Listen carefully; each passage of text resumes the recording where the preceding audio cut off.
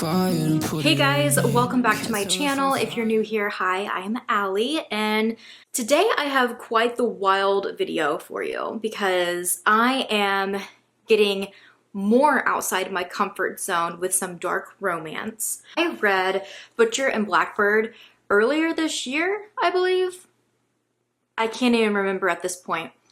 I believe it was earlier this year, and I ate it up. See, and I thought it was because I was kind of going through a little bit of a rut and I was like, just something quick, fast-paced to read, a palate cleanser, but I actually rather enjoyed it. And yes, it's cheesy and it's something. It also is silly and a fun time and just really fast-paced, and I don't know, I found myself really giddy and enjoying myself. And fast forward a month or two later, I seen this lovely creator post about a tandem read where you can read the three in the trilogy at the same time because they all intersect and are doing something together. So that's what I'm doing for today's video.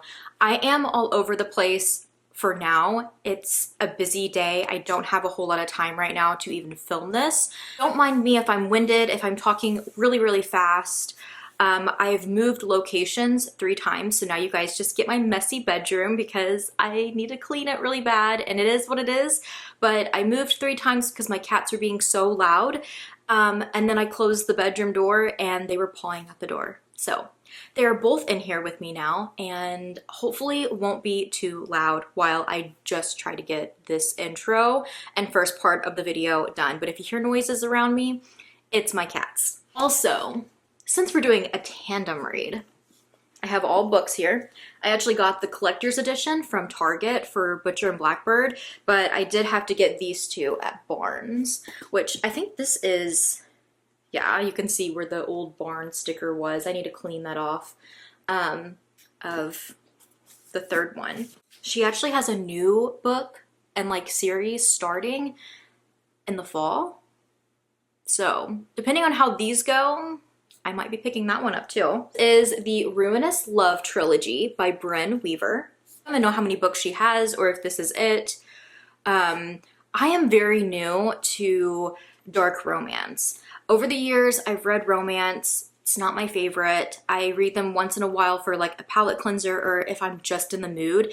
I'm usually going through like a mood reader spell is when I pick up a romance. When I was a teenager, I read a lot of Nicholas Sparks, but if you've been around here for a while, you know I am an avid horror reader. I read mainly horror, barely even thrillers anymore. It's just all horror. So why not mix the two? And I'm dabbling in dark romance. Like I mentioned, I've already read this one, but I am rereading it now as a tandem read to kind of refresh my memory on everything, but also I want the experience of why it's a tandem read.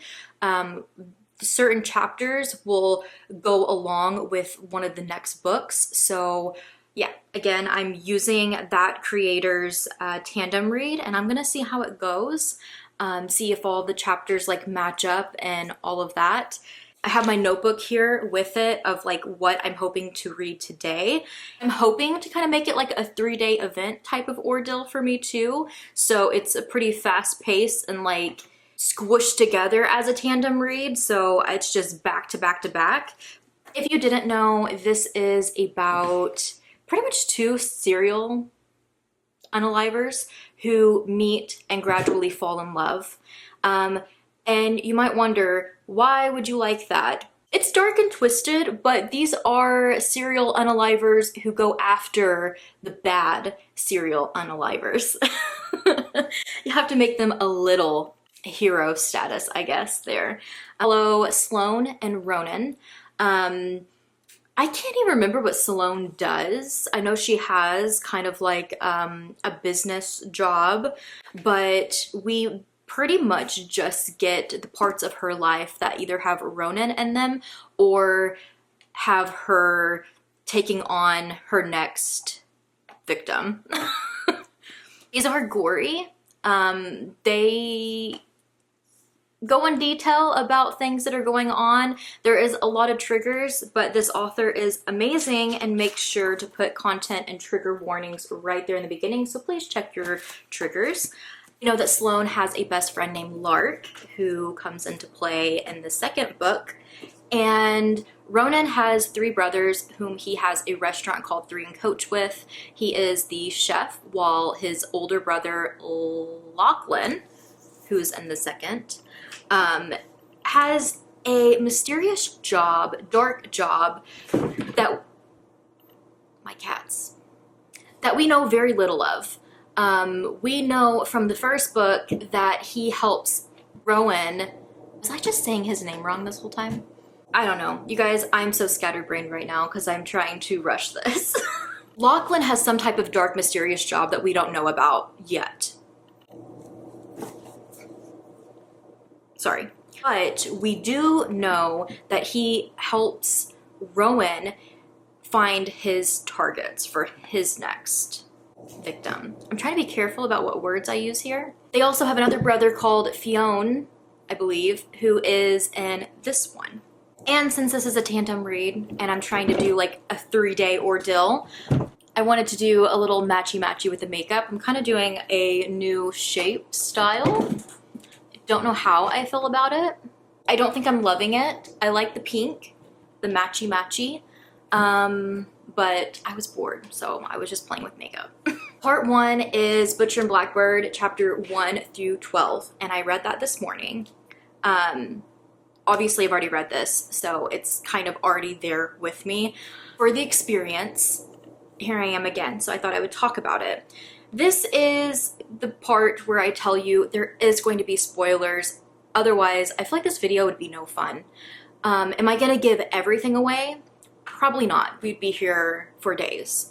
But I am going to give little, you know, bits here and there. So I feel like this video is for you if you've read these, if you're obsessed with them, or maybe you've read them and you want to, whether you like them or not, you just kind of want to see how I react to them. Or you haven't read these and you're just down for the spoilers because you don't care. Any is fine. Everyone is welcome. Two things I forgot to mention. One, these are incredible audiobooks. Yes, they're a little cringy at times, but it is a duet. I don't have my phone next to me or I'd be able to tell you guys the narrators' names, but they are incredible. We have a male and female, so they're doing both of the main characters. They swap chapters depending on who's leading each chapter, but it's like in conversation. So even during his chapters, the female will do Sloane's voice. The second thing is there is a full-on playlist, which is so cool. I've been highlighting them as I listen to them, but there's songs for each chapter. So I've been kind of like listening to the songs while reading too. The experience is just incredible. Highly recommend.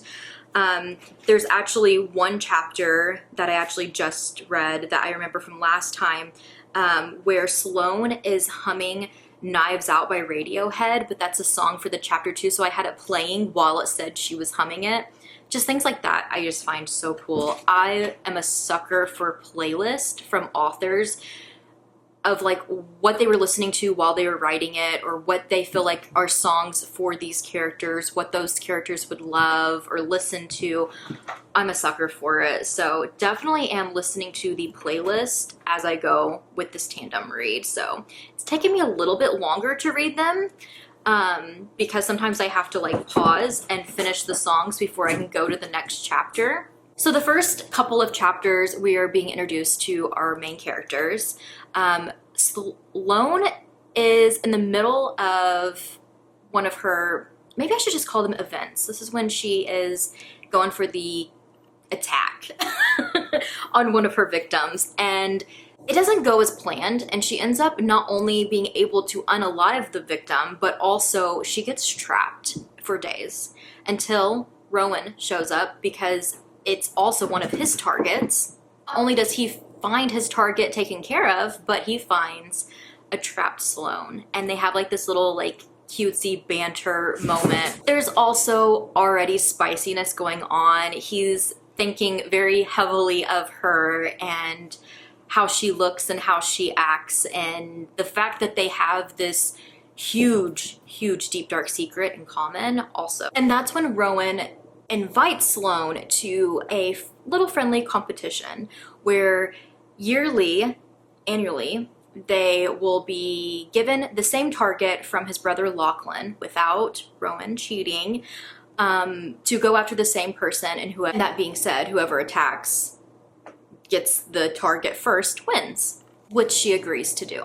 When I tell you this book is so fast-paced too, because it does feel a little insta-lovey, which I'm not usually a fan of, but I feel like this author has really good writing as far as like dragging things out, but in a fast-paced way. Like it never feels slow, and I feel like she can bring in this almost insta love while also making it seem so long, because we go from chapter 1 and 2 to then it jumping an entire year in their span together. So this incident that just happened, they go out to eat, and then it's like a year later and the game is on. Like their competition with each other for the first time is now starting. During these next couple of chapters, we are introduced to Lark, who we see is a girl's girl. She is always like talking up Sloane, trying to make her feel better about herself. They have a really strong bond, although we don't know what that is yet at this part. And they're just really there for each other. Definitely is in the know of these dark things that Sloane is doing. We also are meeting Fionn and Lachlan, Rowan's brothers, kind of getting a little bit of a taste for their attitudes. Lachlan is very like in your face, kind of an asshole. There's a lot of brotherly banter between them, while Fionn's kind of a little shy, a little set back, not really saying a whole lot, but we do know he no longer lives close to his brothers in Boston. He has moved. But the brothers do kind of do this brotherly banter of like teasing him about his relationship with Sloane, which is kind of cute. 5 chapters in, and they are like meeting up for their first competition with each other. There's funny banter here. He learns that she likes monster romance books. Sloane would definitely be a book talk girly. For their first competition, it is at this like hotel. It ends up being like the hotel owner. And there is this very questionable scene where Sloane goes out to dinner with him because she's one step ahead. She knows already who the target is because she's been putting the pieces together where Rowan has no idea. He finds out that this hotel guy is actually peeping on her. And then that's when the attack happens and they go after him, and it's a whole ordeal. It's gory. Again, that she's mine trope comes into play because he's just like, no, the competition is off. Like, I want him for what he did type of ordeal. Kind of loses it though, and he's like, oh man, Sloane's gonna run. And she actually stays and like helps clean up the crime scene. Right after, we have 2 big jumps again. We have a 6-month jump, a 3-month jump. She hasn't seen her man in a while, okay? So she flies to Boston for a business trip, but really she just goes to his diner. And this is probably like one of my favorite scenes out of the entire book. She goes in and is seated at a certain table that she would have chose. So she's like, this is weird that like this is the table I would have picked, and you know, the hostess put me here. Hey, she eats her meal and stuff, never sees him. So she ends up sketching a Blackbird because that's kind of his nickname for her. He's known as kind of like the Boston Butcher, where she's known as Orb Weaver, which I'll talk about in a second. But to him and to close people, she's Blackbird because of her raven hair. Duh. So she leaves a sketch of a blackbird on the table, and as she's leaving, he walks out and he sees her and he's like, Blackbird. And it's just like this giddy moment of like, oh my gosh, like he's seen her before she left. It's like a movie scene. And she feels like awkward and she's like, oh my gosh, I'm like a middle schooler leaving a drawing, oh my gosh. But then like she sees him get mad at the hostess. He's like, why did you not tell me she was here? And she's like, I got sidetracked, I'm so sorry. Before she can dart away, Lachlan stops her and they have like this little banter, but she ultimately does leave, although he asked her to stay, but it's because she's embarrassed and another woman walked in that she wasn't sure about. Obviously, there's a lot going on. It's another moment where like it's too soon for them to be together, so it is what it is. It's like this longing and wanting kind of going on throughout it. Another year had passed, so we have their second competition, which ends up being cannibal. It is a very nasty dinner where Sloane once again is a step ahead and knows not to eat because this guy is a cannibal and is feeding them human, but Rowan does not know. So in the end, Sloane has to literally scrape human meat out of his mouth, and he also drank the drugged beverage or whatever. So, you know, Sloane wins. She does most of the work here. They're also introduced to David, who is nonverbal because I want to say his tongue was cut out. And he was being used as kind of like the chef or whatever. So Sloane begs Rowan to take him in to the restaurant so that he can just like live his life and not be with this serial unaliver anymore that's a cannibal. Bryn Weaver is known for these books to ruin certain food for you, and in this one, it's ice cream.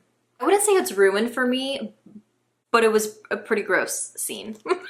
Chapter 12 is 8 months later. Rowan invites her to one of his like gala things. So she's like, oh my gosh, this is real now. Like when they get there, they're having a really good night. She actually asks him to dance and she feels like they're actually becoming a thing after all of this time, only to find out that he has a target at the gala and that's what he wanted their like fun to be, where she thought it was something more. But also finally the moment where they realize they both have feelings for each other, it's cute in a way too.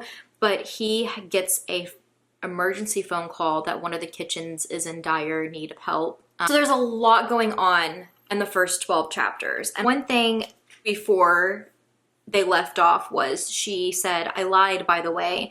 And he said, I lied about what? And she said, Boston. I wasn't there for a meeting. And then she said, see you next year, Butcher. And he thought to himself, I lied too. I want to say, but I don't get the chance because he was there delivering the groceries. Now, after this way too far rambly, too long of an intro into this, I will leave you guys. And I'm going to be starting Scythe and Sparrow and being introduced to these characters. I know we have the younger brother, Fionn, but I'm not really sure the love interest in this one. Me looking like a hot mess. Yes, the pink has already, I've already wiped it off. The more I looked at myself in the mirror, I was like, nah, I don't like it. I only made it 5 chapters into Scythe and Sparrow. I am pleasantly surprised by how much I'm actually enjoying myself with this. I'm doing the same thing with Butcher and Blackbird where I'm listening to the music that goes with it, so it is taking me longer to read. I'm gonna take it to parent pickup with me. Yeah, I'm having a really good time with it. We're introduced to Rose, who is the main female character. She is in a circus and she reads tarot cards, so obviously I'm automatically drawn to her and really liking her. And I was a little nervous because I just didn't think I was gonna like the other characters as much as the ones from Butcher and Blackbird. So not only is she a tarot reader, but she's like a daredevil. She like rides the motorcycle in the cage, daredevil. She also has a little side hustle where she, with her tarot reading, she helps wives who are being mistreated by their husbands. So again, content and trigger warnings. They're there for a reason. She does this, it seems like in ways that are like she's not like Sloane. She's not like out there doing the crimes. She's helping them either run away or maybe do something to hurt their husbands in a in a discreet way, you know? This woman comes to her and she sees firsthand like how awful the husband is and knows that he's he's doing stuff behind the scenes. So she takes it in her own hands to go after him, but he fights back with a bat and like severely injures her leg. She does end up taking his eye out with cocktail little toothpicks. But yeah, that's how she finds herself badly injured. She's able to escape and get away, and she makes it to Dr. Kane, Fionn Kane, his clinic, but it's closed, so she breaks in. Then it switches to Fionn, and we get to kind of meet him a little bit. We're realizing that there's a little bit more of a past in him than what we get from Butcher and Blackbird. I'm excited to see where this goes with his character. I like him so far though, although he's apparently this high-class doctor who moved to a small town in Nebraska and owns a clinic, and he crochets. I did find that out. That's pretty cool. But besides being a doctor and working out, he doesn't really have much of a life until he realizes that he keeps saying he thinks this Barbara has broken in to his clinic. Barbara is the trash panda, the little raccoon who I guess apparently in the past has broken into his clinic. So that's what he thinks. So he goes down to his clinic, but instead of finding Barbara the raccoon, he finds Rose badly injured and asking for help.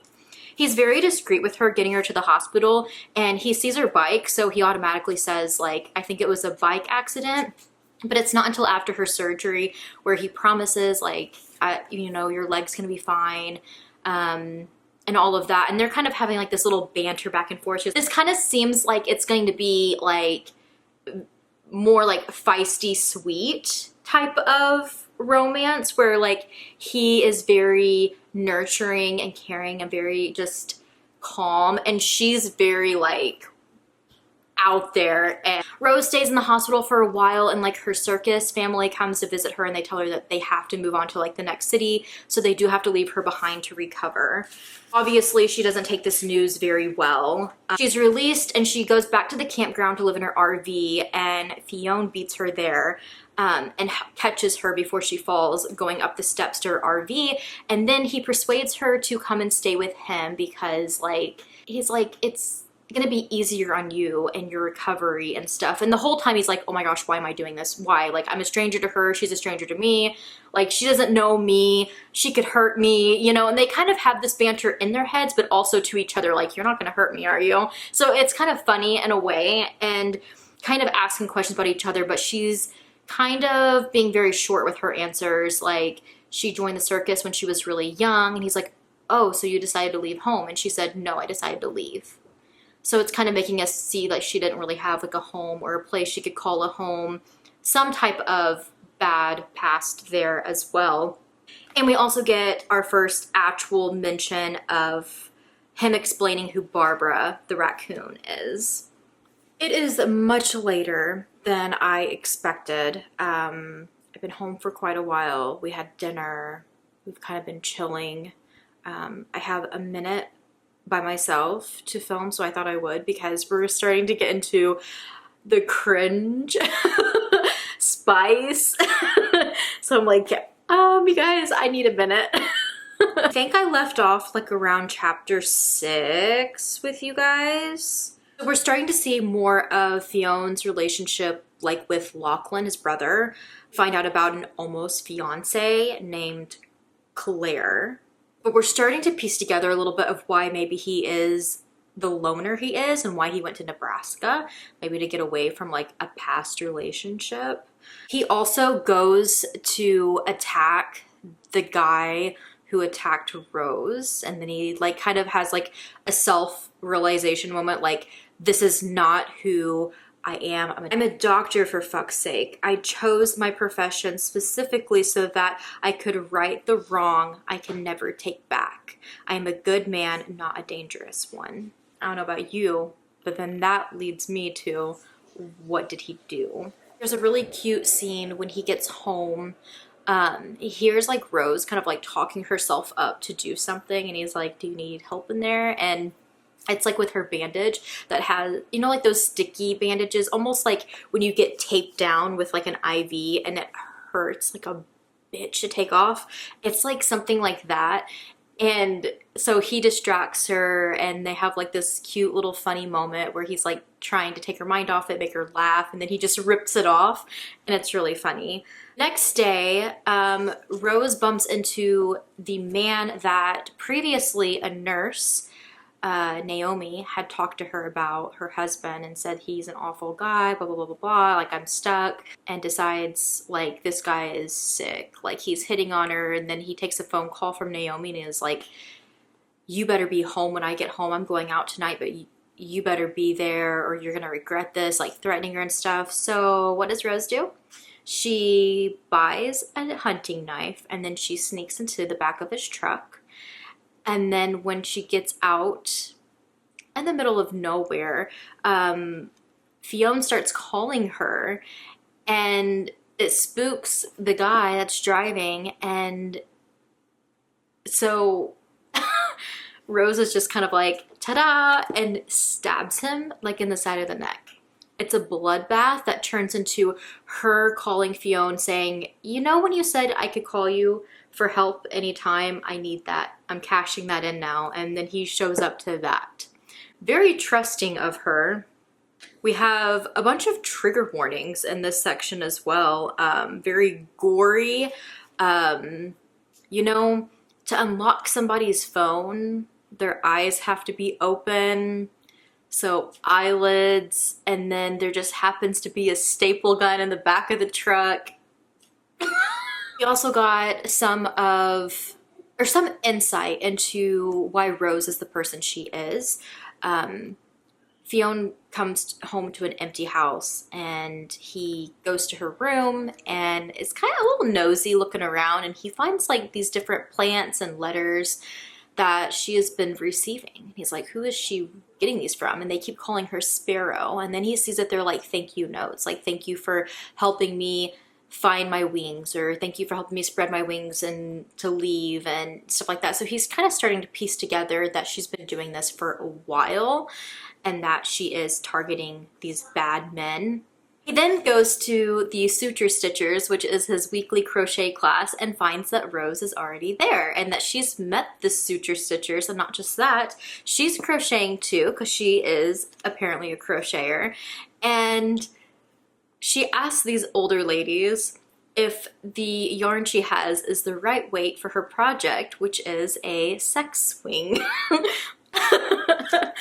Which in itself, like, it actually is a really funny scene because all these women are like comparing like different yarns and different patterns to like help her achieve this. And it's so funny because like Fiona is just like red in the face and just like embarrassed, but also like intrigued at the same time. It's just so funny. Barbara the raccoon breaks into the clinic and they have to go and catch her, and this is another like a funny moment between the two of them with a little bit of banter, but it turns sour when all of a sudden I keep forgetting his name, but the first guy that she attacked with like the cocktail sticks shows up and he tells her to hide. And then that guy is like, so you been up to anything? I heard you have a guest staying with you, one that has an injured leg. So he's like putting the pieces together, even though like Fionn stays very professional about it. It's now we know that the bad guy knows where she's at, pretty much. I left off, the final chapter is a fight club. There's a fight club in this town, and Fiona's the doctor that like sutures people up after their fights. But the scene is so good too. I think that's why I'm loving this one so much. Like, don't get me wrong, I love Butcher and Blackbird, but I love that this one is like event after event. I thought like, oh, the circus is leaving town, it's gonna be boring, but it's like been nothing but entertaining this entire time. So there's a fight club that, like, I'm telling you, Rose is just so extroverted that she knows everything that's going on around the town. And so she shows up there and Fionna's just like, get out of here, like, you've got to leave. And there's once again like such cute banter. They watch a fight and she says, "This is great, Doc. Thanks for bringing me here." And it says, "I frown. I didn't. I asked you to leave multiple times." She said, "I thought we were friends." But then the next fight happens, and as soon as it's over, the guy who won the fight, he kind of gets into like a little side bar fight that ends up making him bump into Rose, and she, with her cast, she falls over and is like, you know, sitting there like hurt, because like fucking hurt. And all of a sudden we see this dark side of Fionn. Like, he just sees red and attacks, like takes him down and like is beating him pretty much. And then he checks on her afterwards. But I think it's the first moment for her to like see that side of him too, that he does have this darker, like rougher side to him. And he was already like pissed that she was there, but also another guy that he was like suturing up beforehand was kind of like low-key flirting with Rose. He's like a wood carver, so he's like, "Come by my shop next week and I'll have something for you." And like Fionn was getting like pissed, like so jelly. So like all of it combined just kind of made him see red, and just like, which he of course later is like pissed at himself for like letting that side of him show, you know. I honestly didn't want to put it down. I was so glued to it. I was not ready to jump back into this one. And I think it's just because I have read this before that I just want to know what happens next in this one. But this is when we start seeing a little bit of like the two worlds colliding, because I jumped back into Butcher and Blackbird and had to read a couple of chapters. And this is like their third competition, and it's like the Texas Chainsaw Massacre. Like, it's that. They're at this farmhouse. There's a chainsaw going off. They rock, paper, scissors. Who gets the front door? Who gets the back door? And they're both in. And Sloane finds herself in another tricky situation where she comes face to boot with the killer. He kicks her in the face and then throws her in a cellar, where Rowan has to come and save her and this other woman that's like trapped down in there.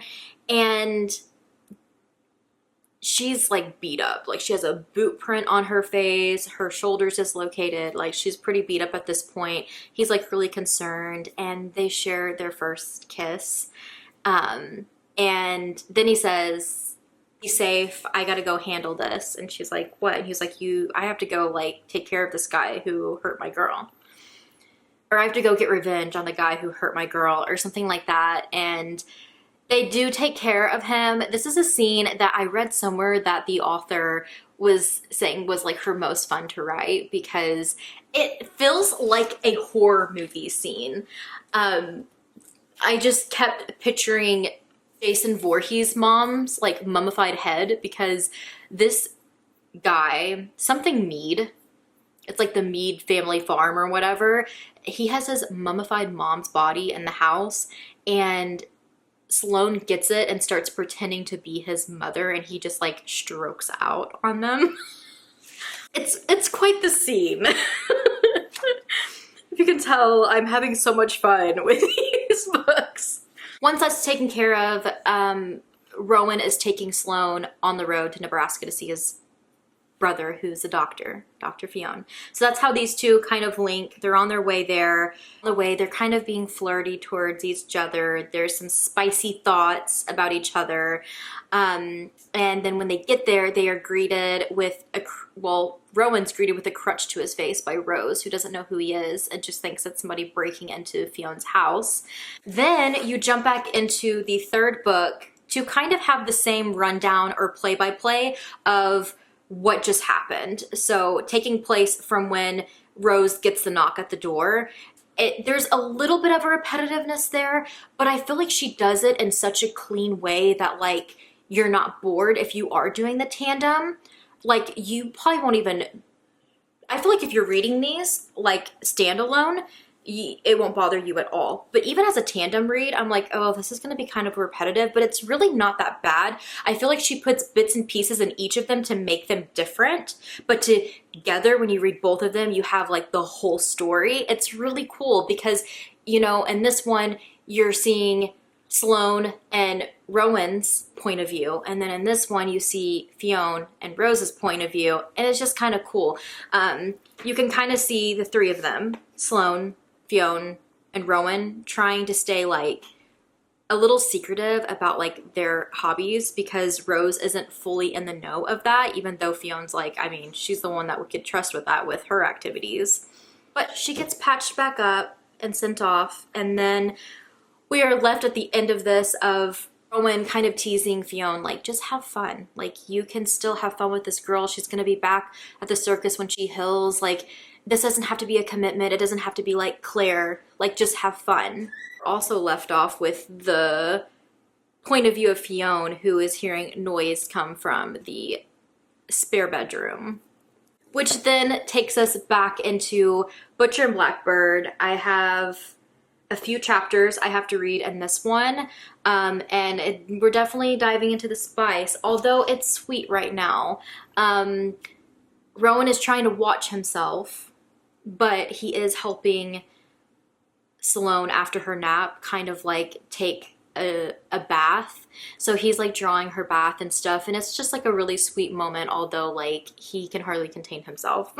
Today I get to jump into Leather and Lark, but before I jump into this, let me talk about my reading from yesterday, because I actually did complete my reading list yesterday. I feel so accomplished. Chapters 16 through 18 were rather spicy in this.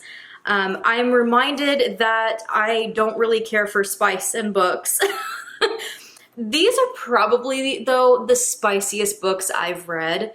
I am very chill when it comes to the spice. I usually don't mind it. I just like to enjoy the rest of the story. Like, the rest of the story has to keep me engaged and keep me wanting this. I will say there's so much buildup and tension between the characters that when the spice finally comes, like, you're ready for it. But I am reminded every single time, although I was ready for it, I was not ready for all of that. I mean, it's a chunk.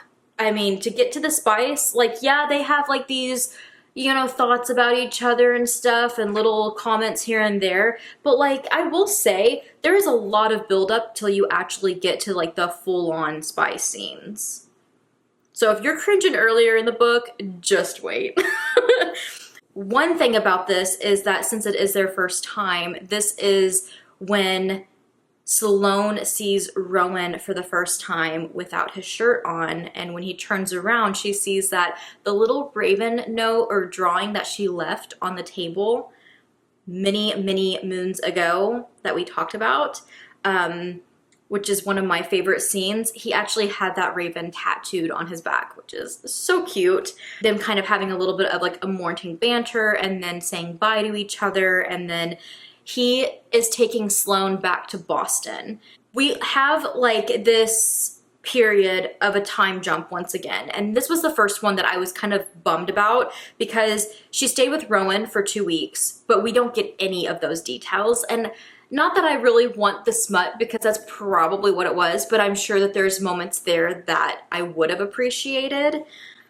She does go back to her place to clean it up and get it ready to rent out to someone, because she is moving to Boston and she's going to stay with Rowan. And it's been like 3 weeks since they've seen each other, because she's been getting all of, you know, the loose ends like tied up there. So when she gets back, she's having lunch with Lark, and it's at her booth at 3 and Coach, and he comes out to greet them and meets Lark, and Sloane kind of has this moment of seeing her two favorite people in the world like meeting and bonding, and it's like really special for her. And then he says, I have a surprise for you, just for you. So Lark leaves them, she goes with Rowan, and they're walking, and then he covers her eyes and surprises her with his new restaurant, which is called Butcher and Blackbird. And the whole thing is themed around both of them. It's another really cute moment. They go in the kitchen. He starts helping her like cook the menu and stuff, and wants her advice and wants her involvement in all of it. Really cute. But of course it has to turn into a super spicy scene. Some action in the kitchen, some action out front on a table, broad daylight in front of the windows. A lot going on in that one, but I did have to take a detour into Scythe and Sparrow. We kind of pick up where we left off with Rowan and Sloane leaving. And that is when Rose has an itch in her cast and she's trying to itch it, and Fiona's trying to get her to stop, and you know, she's like, that's not helping, and he's like, well, what would? And it's kind of like they're taking the advice to just like have fun together. There's no strings attached, and that's pretty much what they do. And they set up boundaries for each other. So we're kind of getting like a friends with benefits here. She starts initiating things, and then that's when he tells her, I can't offer you a relationship, Rose. And she does feel really bummed by it, but she said, I never wanted one, to just kind of like make it seem like this isn't her pushing for one. So they set up some ground rules. No cuddling, no kissing on the mouth, no sleeping in each other's bed, no holding hands or PDA, no pet names. But she says Doc doesn't count because she calls him Doc all the time. But with that, she tells him to shut up and they get down to business. We flip to Fiona's point of view, and although he's like into it, he at the same time is just like, what the fuck am I doing? Like, I shouldn't be doing this. She was my patient. She's a friend. Like, we're going to ruin something good that we had type of ordeal. Obviously trying to be the logical thinker here. And that's where it left off. Having a fun time. I decided to do a little Butcher and Blackbird photo shoot. I made some clay eyeballs and put them on strings, and I used, what is it called? Like a resin to make like drops of blood and stuff. And I did that whole moment for Butcher and Blackbird. Just kind of wanted to have like a themed photo shoot around it. I'm having a lot of fun with this video, but I do feel outside my comfort zone with how much I'm sharing, if that makes sense. But today I have a full-on reading day as well, and I want to try to make it as brief as possible. So I'm going to be jumping into Leather and Lark. I believe I'll be finishing Butcher and Blackbird today and getting even further in the third one. So I'm going to make some progress, and I'll see you guys in a bit. Oh my gosh, I almost forgot. I'm rocking a little bit of blue today. I know it's kind of hard to see, but I definitely wanted a Leather and Lark moment today, so I made it very minimal. I didn't want to regret my choices like I did yesterday. Hello, I am well aware I look like a hot mess. Don't mind my scratch. It's been another long day, and I am checking in with some progress. Today has been very hectic and all over the place. I do have my washer and dryer going in the background, so you may hear that. I will try to like muffle it out. But today was super hectic because I am officially reading from all three books, bouncing back and forth with this tandem read. First of all, earlier today I started Leather and Lark, and I'm enjoying it. Dare I say, it has my favorite trope. I'm an enemies to lover girly, if you didn't know. And that's what we got here. We have a prologue and the first chapter that I read first, and in the first chapter, Lark is taking out her ex-boyfriend who just cheated on her by strapping fireworks to his crotch and putting on Firework by Katy Perry. She's a little unhinged, and I didn't expect that from her. I knew that there was going to have to be something with her because all of the others are super dark, but it kind of makes sense with her background with Sloane and how she was abused, and like Sloane came in and like, you know, rescued her and took out that person. It's kind of always been heavy on her, and because of that she now takes out people who are culprits of domestic violence. And I feel like it's just another way for the main character to be like a bad guy, but like that takes out bad guys. I like the trend at this point. I think it's cool that she has the backstory that she has, and now she has the, like, that is her thing because of her background. And the first chapter, we have Lark on Halloween dressed as Harley Quinn, and a bunch of makeup and a wig and stuff, so she's not as recognizable.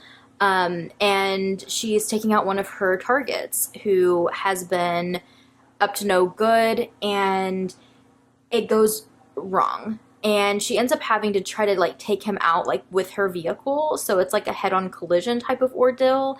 And then she rams his car into like some type of like body of water, and then she has to call her stepdad to help clean it up. So now we're starting to realize that like her family, the Montagues, are a dark family. They have some dark stuff going on, and like the dad is like of course concerned. It's her stepdad.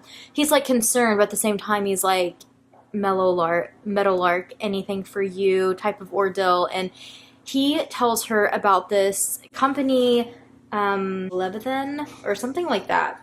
And he says, don't let them know your name because they're dangerous people, but they will come and help like clean up and stuff. And it's Lachlan, but he's like in kind of like a wetsuit because he has to dive to get like the body or whatever. And he also has like a coworker with him who is a lot nicer to her. But he kind of just like, his first impression is she's a snooty little brat who is having daddy call and clean up her drunken night out. It's kind of like I Know What You Did Last Summer. He thinks it's like one of those moments where like she accidentally killed somebody but she's not showing any remorse, and now he's there to have to clean up the business, and you know, it's not a good night for him. So he kind of treats her very poorly and then ends up like sticking her in the trunk of the car to like hide her to get away. He's kind of just going through the motions of what he's supposed to do, but he doesn't realize how triggering that is for her with what she has been through. So the whole night is just like really rough. He thinks she's a snooty little brat that gets what she wants, and she thinks he is a total asshat. Then we jump kind of into all 3 books because it is grand opening night for Butcher and Blackbird, and all 6 of them are coming together for opening night. And this is when Lachlan and Lark meet for the first time, they think, and they really hit it off. They're super flirty with each other. It's a really cute moment. And then they even like kiss. It's kind of like insta love for them, which is perfect. Any other time I would hate it, but it's perfect for them because then he says something, he like curses, but it's like the same thing that he said the night that Halloween night, which was like a year prior. And she's like, oh my gosh, it's you. And she puts the pieces together, and then they're just like, oh, fuck you, you know, blah, blah, blah, blah, blah. And it's like enemies to lovers. Of course, they're like, we have to be civil. Like, this is Butcher and Blackbird opening night. Like, we have to be civil for, you know, your brother and my best friend. Like, we can't be doing this. And then, of course, after that night, he's like, she disappears just like she did that Halloween night. Meanwhile, Rose and Fionn are on a plane going to Butcher and Blackbird opening night, and they have a little spicy moment on an airplane, and then they get to the hotel and there's a mix-up. Instead of 2 queen beds, there's 1 king bed. We have forced proximity once again, and the 1 bed trope. Which, you know, that's one of their rules that they're making like an exception for, of sharing the bed. The only other thing we got really from Leather and Lark so far is that Lachlan is like a contract killer. And he works for this company, and it's Leander, I think is his name. And he is the guy who runs the company. He's a really corrupt guy, but like he is the one that pretty much saved the brothers. Like, he found them after they took out their own father. And the pieces are starting to add up more and more. So from what we've gotten from like Butcher and Blackbird, and even like, honestly from all of them so far, is that Rowan and Lachlan killed their father, but Fionn was there. But we also, in the 3rd book, have Fionn acting like he had more of a play in it than what we're getting from the previous books. But anyways, Leander, I guess, found them, covered up that murder, and protected them. And he continues to protect them. He knows everything that Rowan does and that Sloane does. So pretty much he has all of this that he's hanging over Lachlan's head, and Lachlan is having to work for him. Although he wants to retire, he doesn't want to work for him anymore. He also owns his own like leather company where like he makes different leather pieces and stuff. Hence Leather and Lark. So he's ready to retire from this like life of crime but he can't because of what's held over his head, the protection of his loved ones. We're realizing that he's not as bad of a guy as what you think from like the outside looking in. Then I had to jump back into Butcher and Blackbird. Of course, Sloane and Rowan are going through the motions of the opening of Butcher and Blackbird, but there is some tension arising between them, like some miscommunication, if you will. Rowan's just like really stressed with everything going on, and Sloane's trying to be there for him, be understanding and stuff, but like some stuff is like coming across wrong. They're like annual competitions coming up too, and like Rowan's like really pushing for them to hunt together instead of making it a competition, and she's like, hell no, I want to kick your ass. This is where the tandem read gets a little confusing, because you have, I'm going to try to explain this. I tried taking notes, but they're kind of confusing. So you read chapter 20 to chapter 22 and Butcher and Blackbird, and then you go to Scythe and Sparrow, and you read chapter 16 through 19. But the hard part is that chapter 20 and Butcher and Blackbird is opening night at Butcher and Blackbird. Rowan is like stressed, like overthinking things. They're kind of like the tension is rising. It's pretty much like opening night, all of that. Like it's just a packed full chapter of things, which ends with miscommunication, Sloane going to have brunch with Rose and Lark, the girls, and Rowan going about his day. And they have plans to meet up at 4. So a little before 4, Rowan goes to 3 and Coach and finds that David, you remember David who they saved, who was mute, finds him there. And so he's like, oh my gosh, you scared me. Why are you still here? And he's like, oh yeah, he can't talk, you know. So he's like, I'm just going to like clean up a few things and then, you know, we can leave. Okay, so then when he comes back in, David holds him up at gunpoint. And that's how the chapter ends. Well, it ends with Sloane putting her key in the door. And he was like, you get her to leave or I kill her. It's kind of the cliche like moment where they have to lie to their face and like tell them they have to leave and that I don't want you type of ordeal. And I know it's been done before, but like I'm just a sucker for it. It's the third act breakup moment that's technically not a breakup. He's trying to like give Sloane clues. He finally says, I'll go if that's what you want, but I need you to tell me something first. I need to know why I'm unlovable. And he says, because you're a fucking psycho, that's why. You kill people and cut bits of them off and make an elaborate show out of stringing up some batshit crazy map that no one can figure out but you. Then you gouge out their fucking eyes and make them into decorations. I know I'm no fucking saint, but that shit is next level insane. That is what's wrong with you, Sloane. You're unhinged, you're going to crash and burn, and you'll take me with you if I let this keep going. So you need to fucking leave. And he tells her to like go back home. Obviously, it tears her up. She goes home, she showers, she books a flight, she packs her things, she calls Lark. But while she's on the phone with Lark, she starts piecing together, like, all of the other things he said to her, like, I told you so-and-so night that, like, I wasn't cut out for this, I just need the restaurant, like, I need the restaurant, that's my life, blah, blah, blah, blah, blah. And she starts piecing together clues, and one bit that I didn't mention earlier and I forgot, even in the reread, she put up a camera so she could, like, watch him cook in 3 and Coach. So she's like, oh my gosh, the camera. So she jumps on there and she sees that David's holding him up. And then she calls Lachlan and Fionn and says, I need help. And she dashes over.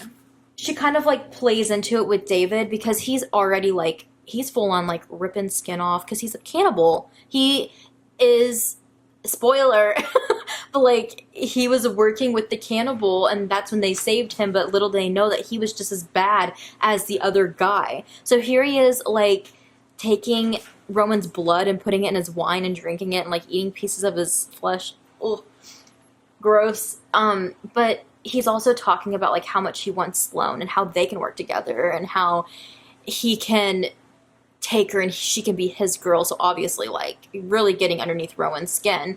Sloane comes in and plays along to the bit and, like, obviously is, like, hurting Rowan back. It's kind of like payback, you know? Ultimately, she does take out David, though. It's actually a really cool, I feel like, end scene of taking him out.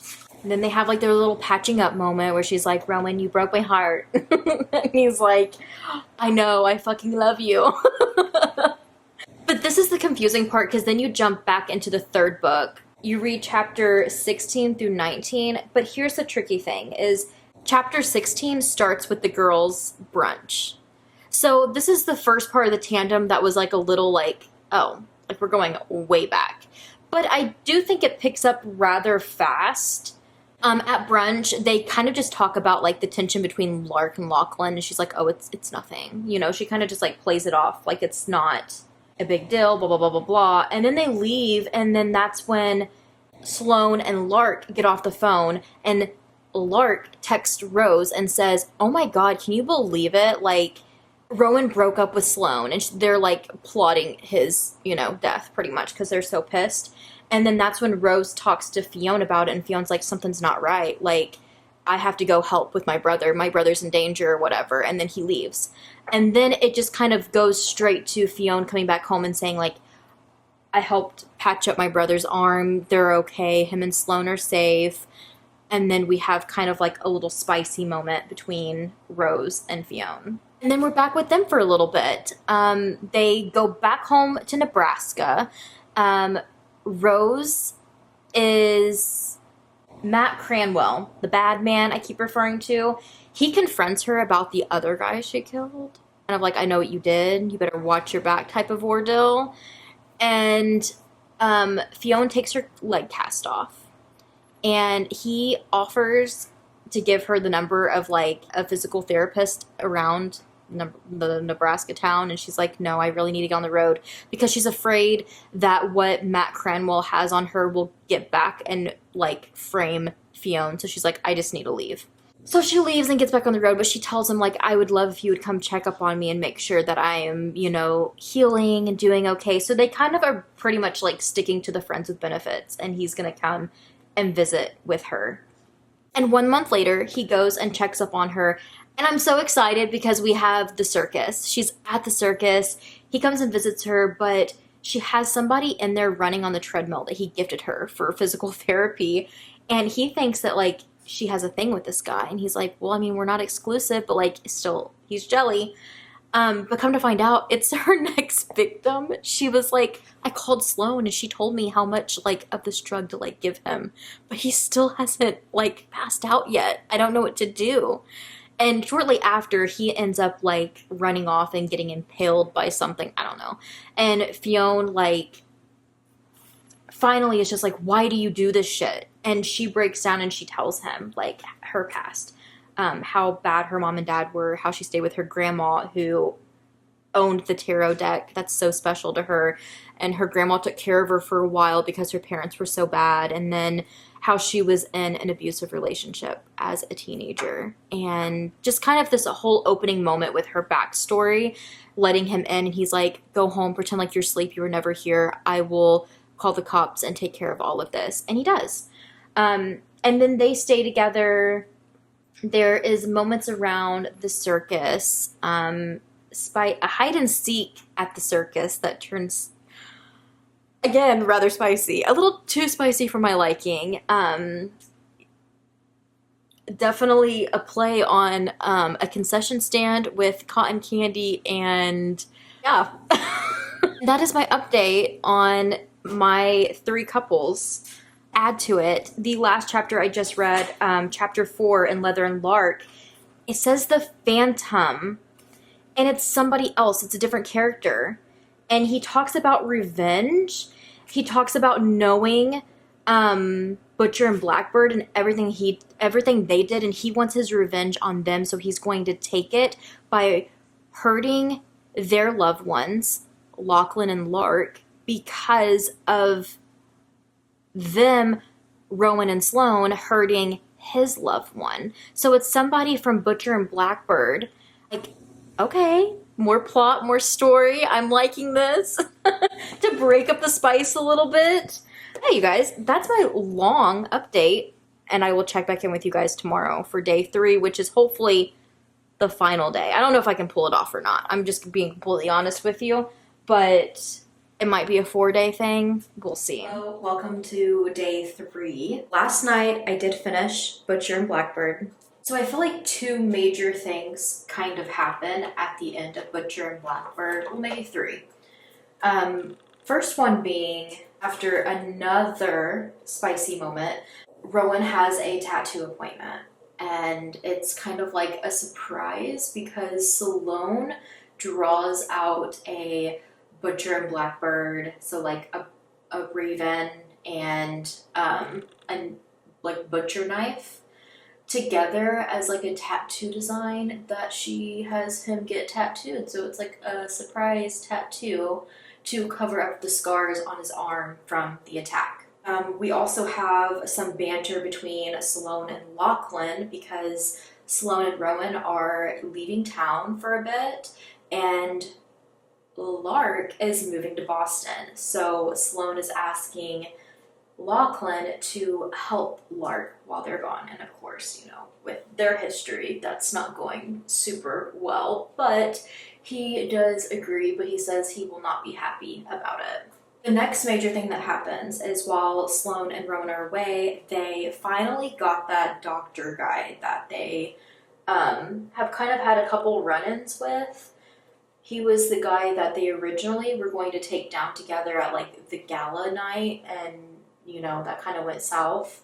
Using the Aceology Here We Glow berry mask, if you're interested in what I'm using. Anyways, while they are taking out this guy, she is like making her like, you know, map of body parts for whoever finds the crime scene.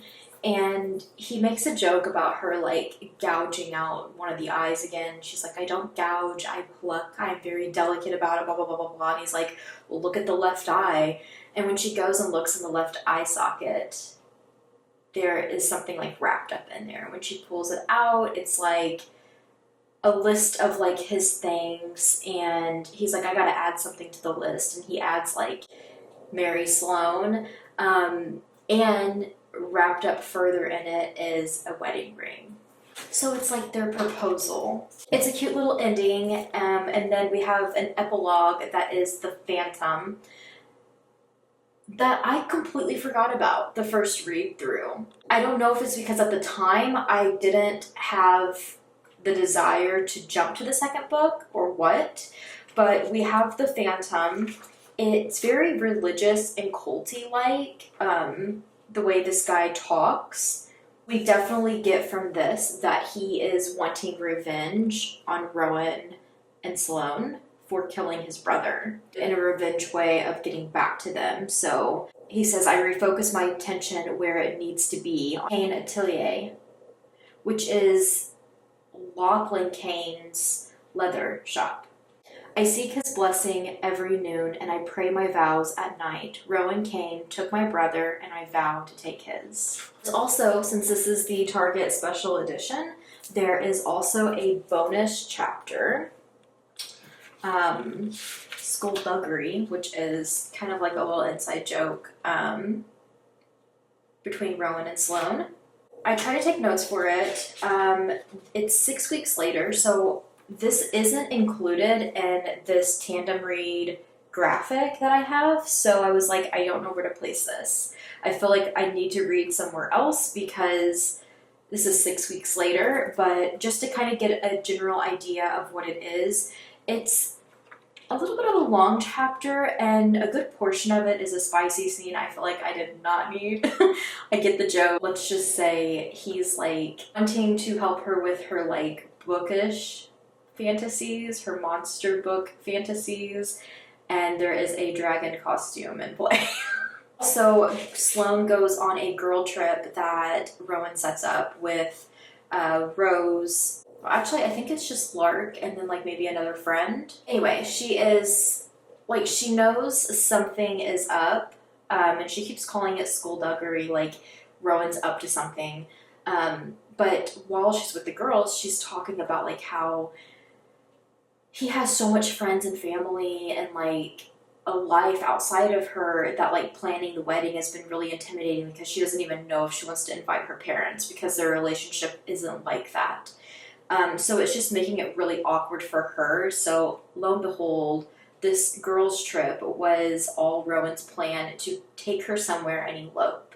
And if she agreed, you know, which ends up being perfect because of all the stress she has on having a big wedding, she would rather elope. We don't get the moving scene between Lachlan and Lark, but it is mentioned how he is helping Lark move. And this bonus chapter ends with her going down the aisle to him pretty much. It doesn't really give too much away. It really is a bonus chapter. I'm getting it a little confused with a chapter in Leather and Lark and which one described which, but you know, like they have like their immediate family there, like his brothers and like Rose and Lark and a little bit of Lark's family, but she has Lachlan walk her down the aisle, and that's where it kind of picks up with Leather and Lark. Chapter 5, it's 1 year later than when we left off in Leather and Lark, but it's about to be Sloane and Rowan's wedding. You not even get the moving in scene in this book, but it begins with Lark and her family and her sister Ava. Her family's helping her Aunt Ethel move into a home because her cancer has gotten worse. Lark overhears her parents talking about how someone is like taking out their extended family one at a time and they need to figure out who it is. They have their suspicions. They think it could be one of the Kane brothers, Rowan or Lachlan. And they kind of have like the mindset of whether they're doing it or not, let's take them out and just see if that is like what does it, you know? So Aunt Ethel schemes to get Lachlan and Lark married so her parents won't harm the Kane brothers. I feel like the chapters in this book are much longer. Maybe not, but it's what it feels like. I feel like there's so much crammed into each chapter that we would be here for days if I explained all of it. Pretty much, Lark comes from like a mob family. They have the mob mentality where they don't really care about anybody else but their family. But the marriage is a huge deal to them. Like, you're married in, your family, you're protected pretty much, and your family is protected.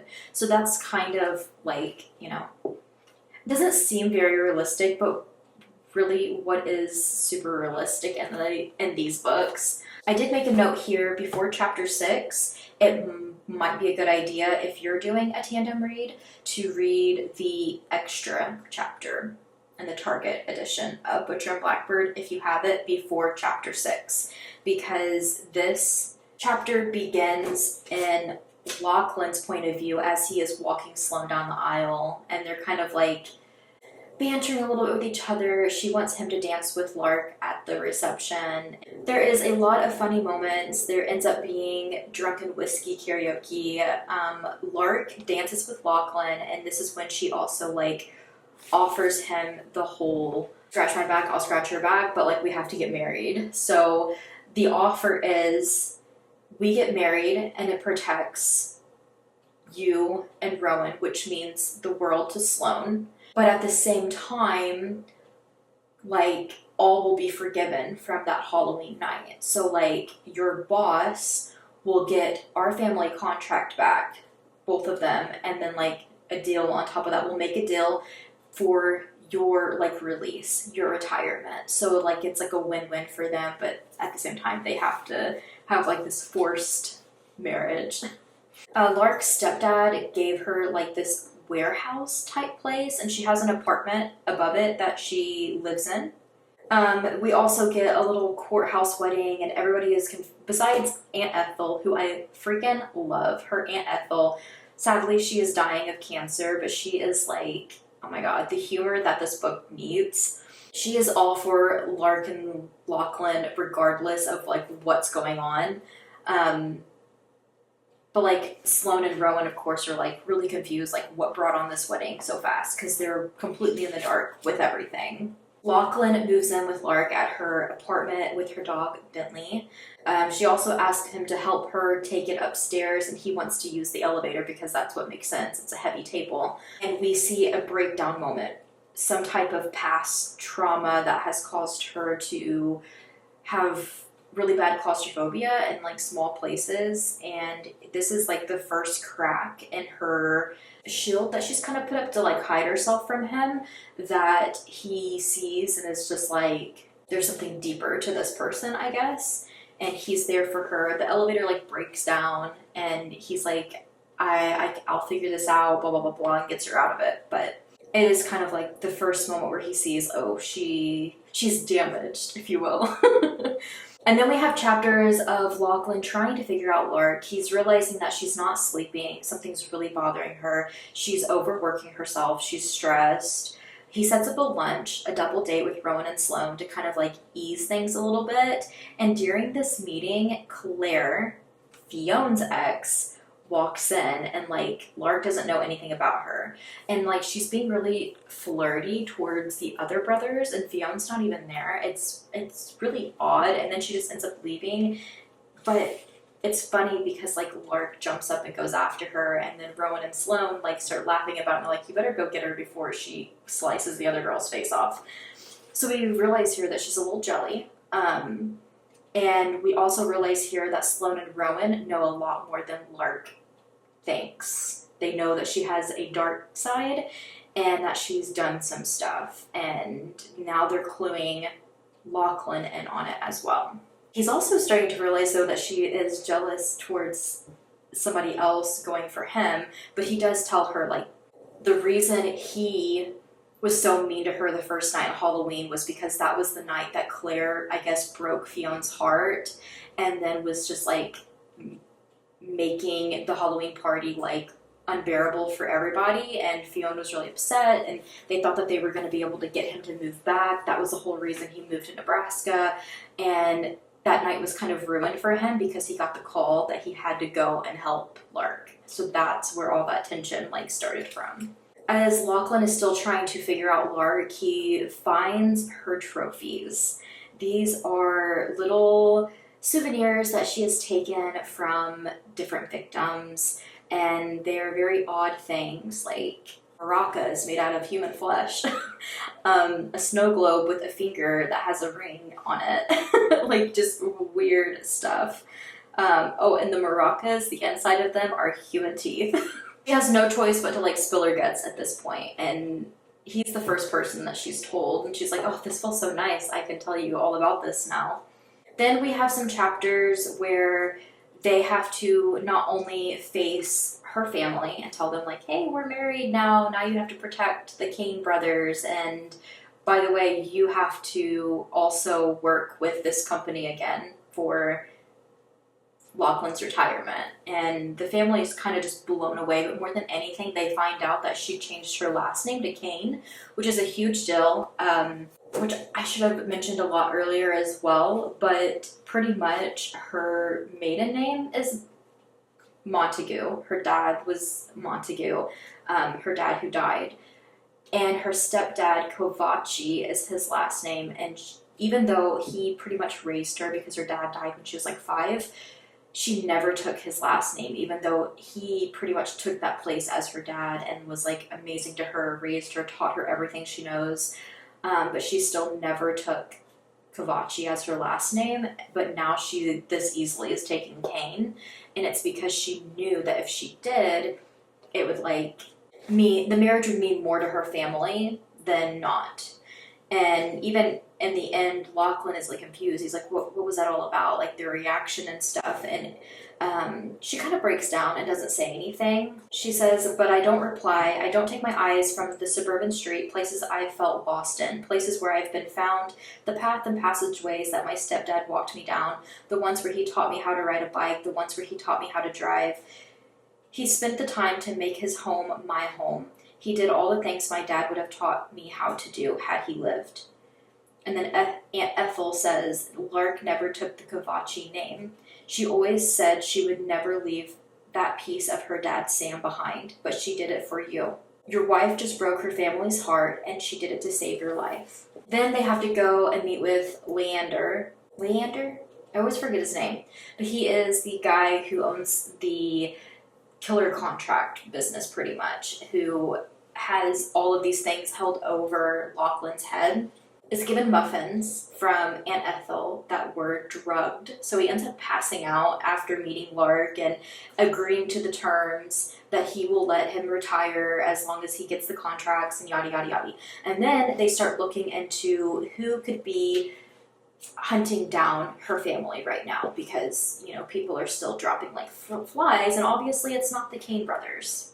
We also have a couple of cute, I mean, they're kind of heavy at the same time chapters, where Lachlan is apologizing for the first night that they met because he realizes now how big of a deal that night was for Lark. He also is showing like these acts of like taking care of her. Like he takes her to like this sleep spa lodge place because he knows she's having such a hard time sleeping. And although he wants her to get sleep, it was also like a cover up for her to have an alibi, if you will.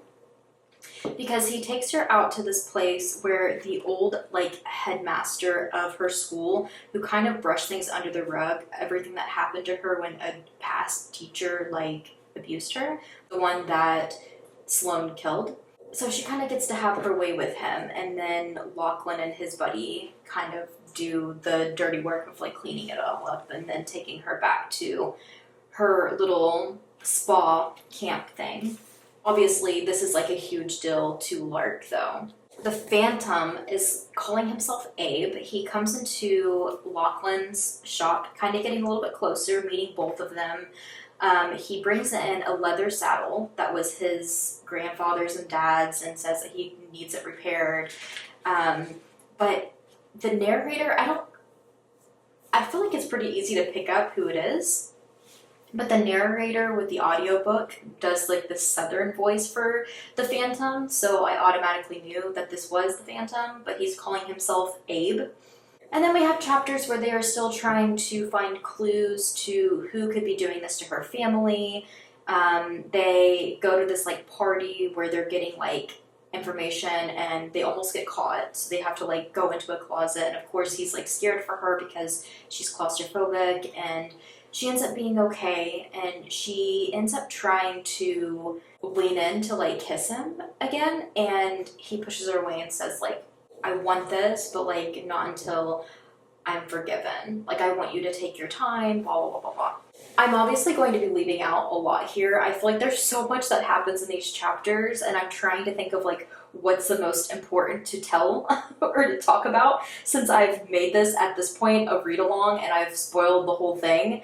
But there's so much that I feel like I am leaving out. Maybe it'll come up later. But pretty much my last task yesterday after finishing Butcher and Blackbird was to read chapter 5 through 22, which is pretty much the majority of this book. So it's been a lot. I couldn't finish it last night, so I finished it first thing today, and there is just so much going on in all these chapters. It's hard to even remember all of it, to even talk about all of it. Just know they're getting closer. They obviously like each other now, and are working together on this like case and trying to like tie up all loose ends and get their ducks in a row with everything. But Lark does have a like concert gig that she's going to, and she's going to perform a new song for her man who's out in the crowd. He also, like, they exchange gifts. Hers is a spicy gift.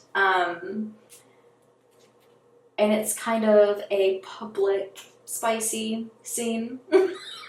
But his is a very sweet leather harness that, yes, is also spicy, but he made it, you know, in his shop, so that's kind of cute.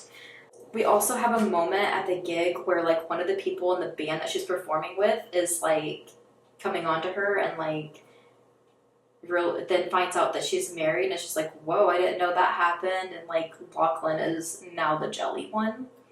And in her song, Ruinous Love, which is an actual song, and it's on the playlist, she forgives him in those lyrics. So this leads to them having their first full-on spicy moment.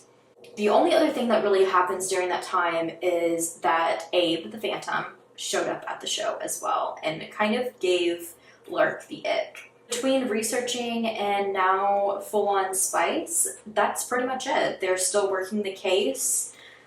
They break into like a morgue because Stan Tremblay, they're like Lark's family's like guy who's been helping them be like with this whole case or whatever, he was murdered by Abe, aka Phantom. They don't know that, but they break into the morgue to get his fingers and his eyeballs for like his fingerprint scanner and retina scanner, to crack into like his home security and kind of see if there's any clues in that. And that seems really funny because they're both like dry heaving, trying to like not throw open the morgue while they're like taking his fingers and eyeballs. And then lastly, I was left off with the Phantom talking to Aunt Ethel, who is once again such a gem. I love her so much, but he unfortunately does end her life. That was already, you know, ending because of cancer, but he confesses a lot to her at the same time, though, of like why he's doing like what he's doing. And she is strong till the end with her jokes and sass. I love her so much. And that's kind of where I'm left off. It is day 3. I'm going to do my makeup, and I feel like today's reading isn't as intimidating as yesterday's. Like, there was just no way I could finish yesterday's. I definitely don't think that this is an easy 3-day tandem read, but I do feel like I can still finish it today if I keep going at this pace. And with that, since it's day 3, jumping into the 3rd book once again, I'm going to do something orange with my makeup today, and 1 book down and less than half on both of these to go. I also just found out that there is a bonus book that features, I guess, all 6 of them that's coming out in August. So I'm like, I might just like have to extend this video or like tack that on at the end and wait for that audiobook to come out. So much highlighting, so many notes, so many songs from the playlist, and so many words later, and I have finally finished the Ruinous Love tandem read. Before I give you guys my full thoughts on this experience, I do want to catch you up to where I left off. First of all, the makeup, it's kind of worn now. I got carried away after I did my makeup and just decided to buckle down and finish my reading for the day. And I was correct. Sorry, you're gonna hear noise. I was correct that today's reading would be a lot easier than yesterday's. It was a lot easier to finish this tandem read in 3 days with today's reading list compared to yesterday's. But when I jump back into Scythe and Sparrow, 1 year had passed. Occasionally have seen each other over time. There's mentions of Sloane and Rowan's wedding and them kind of like getting together during that time. But Fionn is actually fighting in the Fight Club now. And he also is getting like taunting threats from that like Cranwell guy. Rose has actually moved to Boston. She is staying at Lachlan's like old apartment. Oh my god, they're so loud. Since he's living with Lark now. And Rowan is offering her a job at 3 and Coach. So when Fionn comes to see her, he's like all bruised and bloody from Fight Club, and she's getting ready for her job at a fright night, but she's dressed up as the Terrifier, so they kind of give each other a jump scare. At this fright night, they have made plans to meet up at the end of the night when she's done, but she's doing her tarot reading, she's closing up for the night. She's already texted Fionn saying like, hey, I'm closing up, and he's like, hey, I'm here already, I'm just gonna like look around, and then, you know. That's when she looks up and that Matt, his name was Matt, right? Cranwell is there and starts chasing after her. Says it's he's back to hunting. Like at this point, he's already like taunted Fionn and told him, and Fionn even said, I heard like your wife and kids just up and moved. I wonder what happened there. And so now it's just kind of like this guy has nothing left to lose, so he has made a target for them. Not extremely realistic since he's traveling to Boston to find her. Gotta have that chase scene. I loved this because I felt like I was back in like the whole like circus vibe, and all of the description of everything that she's like running from him and kind of knows her like way around was really cool. Fionn does get to them and she's trying to like not involve him. So she's trying to like kind of lie to him and say, no, I'm fine. I just need like a few more minutes and stuff. But he knows she's up to something, so he sticks around and sees who it is, who has chased them, and they kind of go into like this like terror house type of ordeal, and they make it to like the bedroom, and that's kind of where like Fionn just like blackouts, sees red, and goes full psychopath and kills finally the bad man. I don't have to keep trying to remember his name. This is also where they share their first kiss, and then spicy scene until Fionn finally like snaps out of it, and then he's like, oh my gosh, what have we done? Now we have to like clean this all up. He tells her to leave. She's like, no, I can stay and help. And he said, no, like leave. So he calls Leander, you know, Lachlan's boss, and has him come with his team to clean everything up, which means now he is in debt to him, just like Lachlan was. Tells him it's gonna be like 8 months away, like out of the country, like helping him. And he can't tell anybody. He just has to say goodbye and leave. So he does. He tells Rose that he's leaving. He can't tell her about it. She says she's leaving and she's going to go back on the road for the circus. They kind of have like this whole like falling out moment because he's being so secretive. Rose actually sneaks out, but while sneaking out and rushing, she leaves her tarot deck, which you know was her grandma's, so he brings it to her. And that is when things kind of intertwine with the end of Leather and Lark. I kind of feel like this should have been a chapter after, because if you're reading these as like standalones or like as a series and not tandem style, you would already know from reading that. But since I've never read that, this was kind of a spoil for me, knowing that Lark is kidnapped and could be hurt. And there's also like brief mention of her having coffee with Lark right before all of this happens. And then once they leave, like not long after that, Lachlan calls her and it's just like, where is she at? She was supposed to be here. That's when they all go to their Lark and Lachlan's apartment and find blood everywhere. The dog Bentley is injured. Lachlan and Rose leave together and she tells Fionn that she loves him. Lachlan has asked him to stay like with the dog and make sure he gets to the vet. Then you jump into Leather and Lark, and this is the chapter I'd probably read before chapter 23 in Scythe and Sparrow, because this has more of the conversation with Coffee, with Rose and Lark. And then she gets back home and her mom calls her to let her know that her aunt Ethel has died, which we knew because we knew what happened to her. She tells Lachlan to meet her at the nursing home, but then Abe attacks her at the house. There's moments that are like intertwined between the two that are a little repetitive. We know that Lachlan and Rose are going after her. They find her. He has her.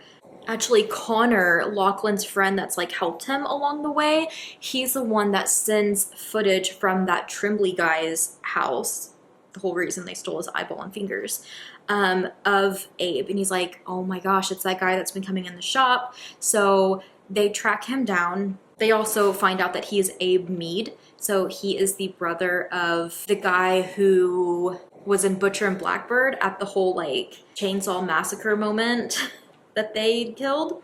Lark is in an oven, which seems fitting to this killer because of her family, the Montagues, who are like baking all these muffins and stuff like that to cover up all of the other sleazy things that they have going on in the background. Lachlan and Rose, they get there in time, but it's kind of one of those like going out with a bang endings where they're just trying to save her, get her out. Of course they do, but not before he tells them you have to either pick Rowan or Lark, because we have a bomb on Rowan's car. And Lark makes the decision for him to take her instead of Rowan. Everyone is safe in the end, so you think. Remember how Fionn told Lachlan to make sure nothing happens to Rose? Now he is getting the dog to the vet and he's just going through his head like, oh my gosh, I should have said I love you to her too. Why did I not? I missed my opportunity. He gets to the place and sees that Lark and Lachlan are like hugging and they're okay. And he's like, Rose, where's Rose at? And they're like, oh, she's over here. And then that's when they all realize that she has collapsed on the ground. Although this Abe Mead is dead, Rose has collapsed. She has been shot. And so this makes Fionn really upset with Lachlan because he's like, I trusted you. You said that you would, make sure she was okay. He goes into action, calling and getting her help. And at the same time, he is getting these messages from Leander, like telling him, I will out everything that your brothers have done. I will out everything Rose has done if you are not on this plane at this time. He is preparing to leave. They have taken care of Rose, but she is still unconscious. Sloane is kind of there to support him and is telling him says, what if she doesn't want this anymore? And she says, I don't know, Fionn. Some broken hearts can't be sewn back together. But maybe that's why you have to leave yours here for her. He tries waking her, but she is asleep, so he just leaves her a letter, and also confesses his love to her right then. And Sloane has let him know that the girlies know, because Lark called Leander and threatened him and found out, but had promised not to tell the brothers. Meaning Sloane's gonna kind of keep him updated, I guess, on where Rose is at so he can continue to write to her. Takes us back to Leather and Lark to finish up. The ending of this as a tandem read felt very tone deaf because we have Rose kind of at the brink of death right now and trying to heal, and then we have these two lovebirds life is great. Lachlan is officially retired from Leander, and it just felt kind of weird. You're happy for them, but you also are just Rose. And not just that, but now Fionn has to go with this Leander and serve time for him. There is a cute moment where Lachlan gifts Lark a new trophy from one of her last kills. He also offers her divorce papers because he said that she didn't really get the choice, but at the same time he also is proposing. So she gets pissed and agrees to proposal and then says, don't ever give me divorce papers again. And then the epilogue is actually Rose's point of view, and I feel like this is a good cliffhanger from this book when people were waiting for the third one, because it's what happened to Rose, her point of view, kind of seeing Lark safe and in Lachlan's arms, seeing that the Mead guy was dead, but then losing consciousness because she knew that she had been badly injured. There's also a bonus chapter, I'm assuming, because it read kind of it's further down the line. They're on their honeymoon trip. It really just feels like a little bit of a bonus spicy scene, but also an update on where those two lovebirds are at. Which takes us back to the final book and final chapters. So there's a big jump in time again, 8-9 months. We find out that not only did Fionn miss Christmas with the family, but Rose decided not to go. She is back on the road with the circus, and she's realizing that although she still enjoys this life, there is something that's missing there. It's not the same as it was for her, and she's having a really hard time with that, while also receiving letters from Fionn every stop of the way. Finally, Fionn and Rose meet up. He tells her in a letter where to meet him.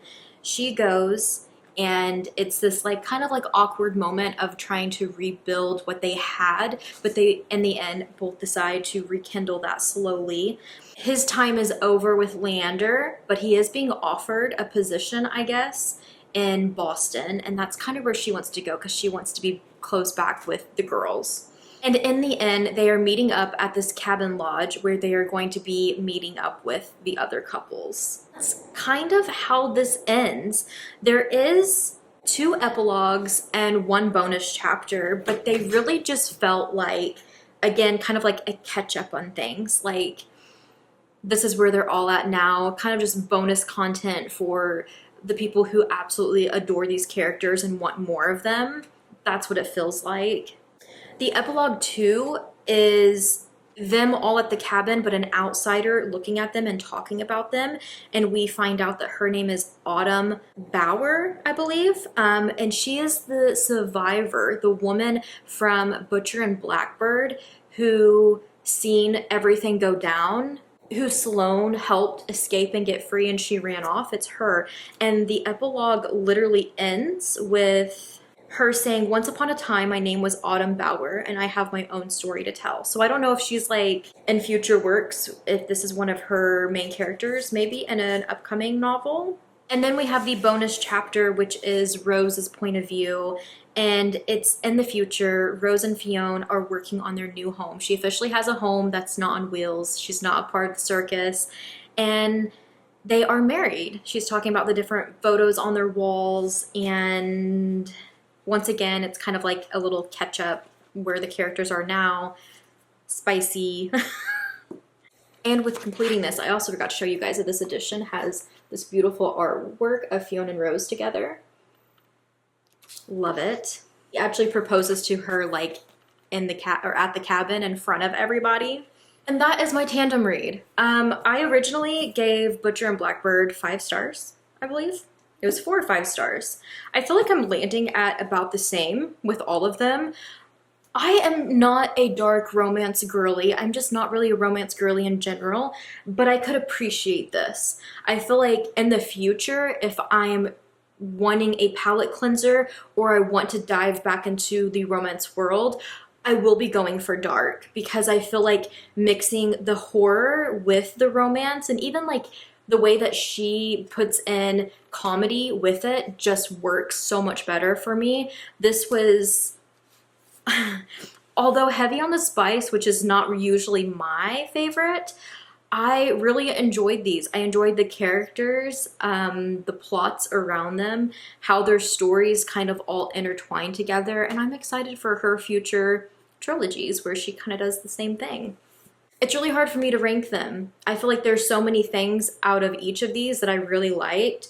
I feel like Butcher and Blackbird just kind of is, it's I guess like brownie points because it's the first one, and I liked the whole idea of them being serial killers and kind of having this as like a hobby together. And I love the way it was written, and I typically don't go for the friends to lovers, but I did like that with this one.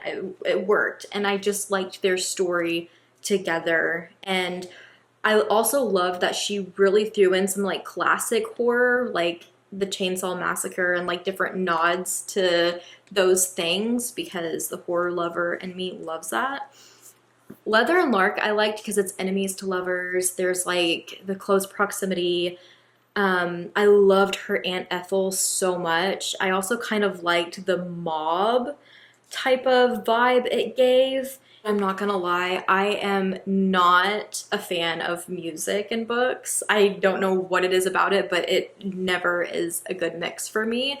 And I even found myself like kind of cringing at it in this one.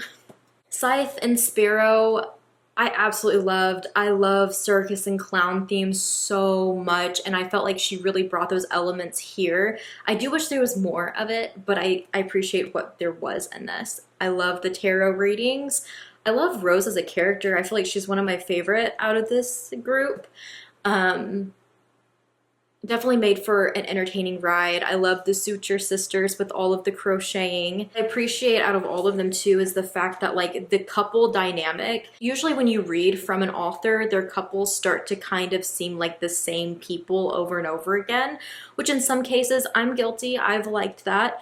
But in other cases, it's kind of like you want something different. And I feel like she accomplished that with these. Like I feel like although in some ways they all seem very similar, they're all so different in what they like, or how they talk to each other, how their relationships are, and even like how they work like with each other outside of their relationships.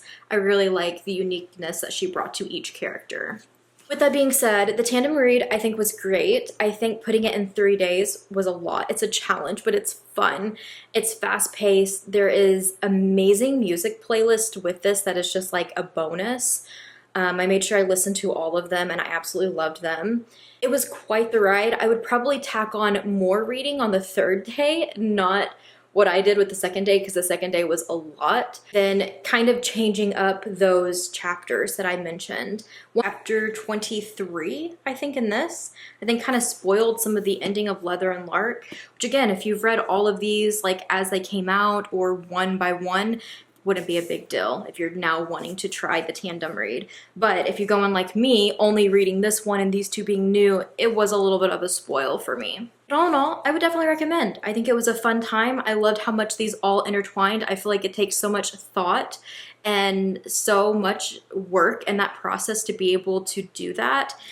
I hope this video was entertaining for you guys, because I feel like it was just kind of like a ramble sesh for me, spoiling books for you. But hopefully you enjoyed the ride if you've read these.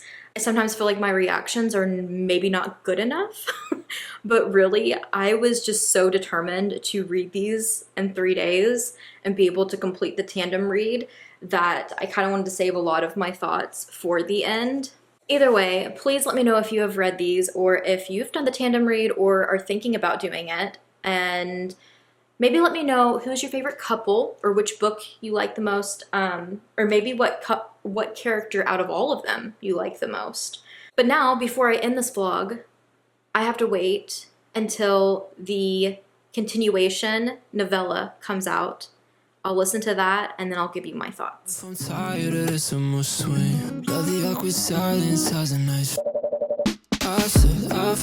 This is my quick little update because I have finished Love and Other Killers. This is advertised as a short story novella, if you will, that follows all 3 couples as they take on another target for their annual competition, but it's girls versus boys.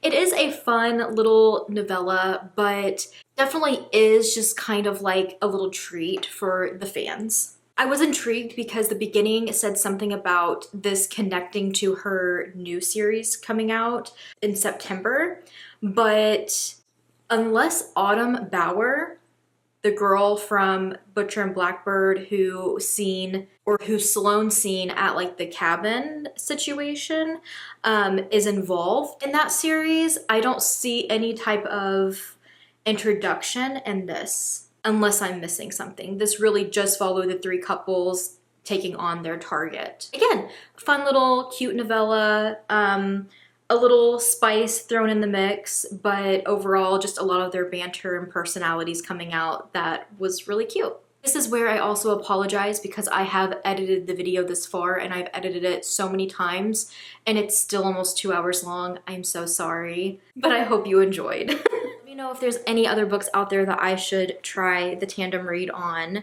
If you know of any series that kind of play into like intertwining all the characters like this, I would love to know. It's a fun time. But don't worry, I'm still reading horror and I'll be back with some more horror vlogs very soon. Thank you guys so much for watching and I will see you in my next video.